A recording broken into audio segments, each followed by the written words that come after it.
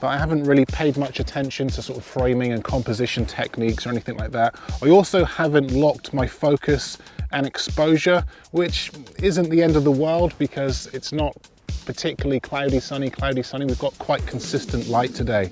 I'm also not really thinking about camera movement. I'm just holding it relatively. We could, for example, start from behind these rocks and then lift the camera up to reveal our location. Let's give it a go. This time I'm going to tap and hold my focal point to lock focus and exposure, hit record, and then bring my camera down nice and low to the ground and use these rocks and grass as a way to reveal this location. I'm going to smoothly and slowly lift my camera up whilst crouching and then stand up and lift my camera as far as it will go.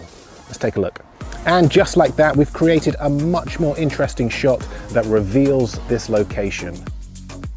Camera movement and angles. Disgusting, and I have no idea why I'm here. They may just point their camera down like this, not a particularly flattering angle. Corners. So for this, we want to spin our camera around because I want to try and get my... I'm going to lean as far as I can over this water with my lens nice and close to the water, and I'm going to pull back. Like that.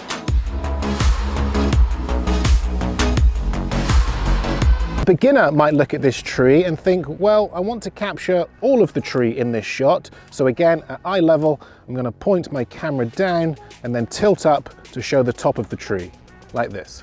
So what do we do to make this shot more interesting, and how can we get angles and movement? This time I'm going to get nice and close to the tree. I'm going to point my camera up and then pull down whilst rotating the camera.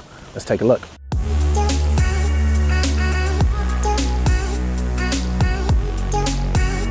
Okay, so I've got my standard lens. I'm not going to lock focus and exposure, but I just want to show off this location. So I'm going to hit record and I'm going to go for a classic pan. This is the go-to beginner maneuver. Just a pan from left, a smooth push forward shot that shows off this landscape. So I'm going to select my wide angle lens, that way I'm instantly going to see more of this environment. I'm going to tap the screen to lock focus and exposure as always. I'm going to hit steady, holding my phone with two hands. I get a nice stable shot.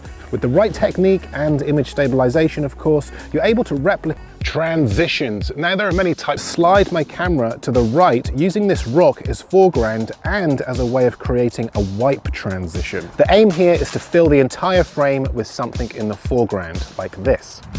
Now for our second shot, we're going to go to a new location and find another focal point. We're then going to replicate the exact same camera movement, same speed, everything. And this time we're going to reveal our focal point. Now let's edit these two shots together using nothing but a simple cut. Now let's add a little bit more editing, music and sound effects. Shallow depth of field, very background look. Here's what we're going to do.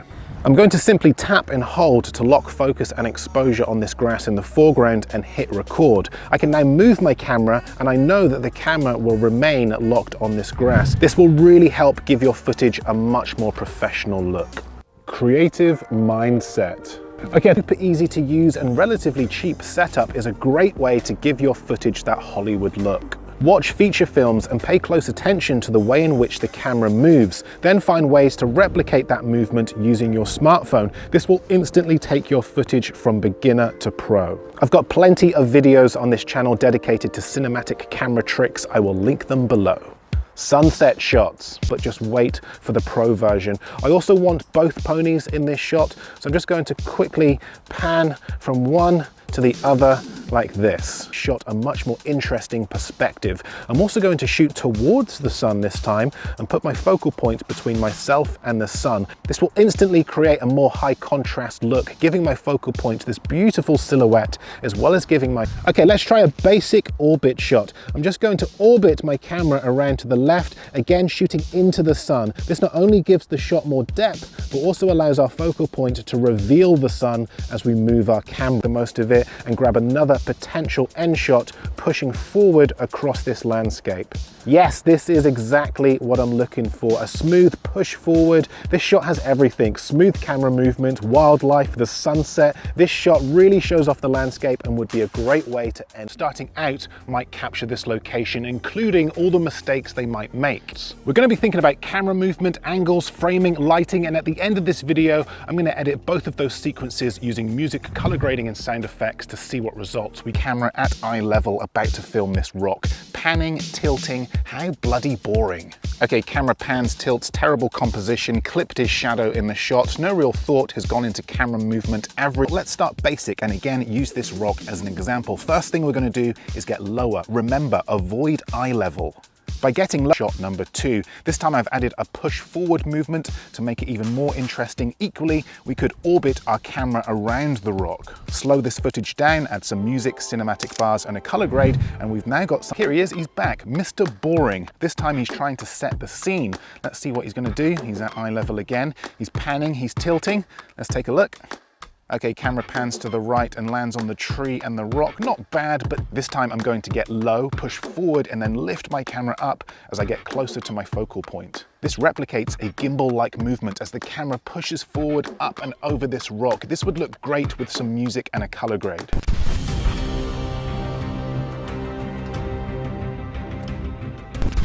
Now, if you don't have a bunch of fancy camera accessories like gimbals or sliders, then think about how your camera would move if it was on a slider or a gimbal, and then try to replicate that same movement using your hands. Experiment with the settings on your camera. Shooting in slow motion will help smooth out your footage. Also, don't forget to capture detailed shots and experiment with frame rates and focal lengths. This was shot using the standard lens in slow motion, and by locking focus, we now get this soft focus, blurry background for a much more stylized, cinematic, and creative. Take Mr. Boring, for example. He might grab a quick shot of this tree like this, followed by a shot of these flowers like this.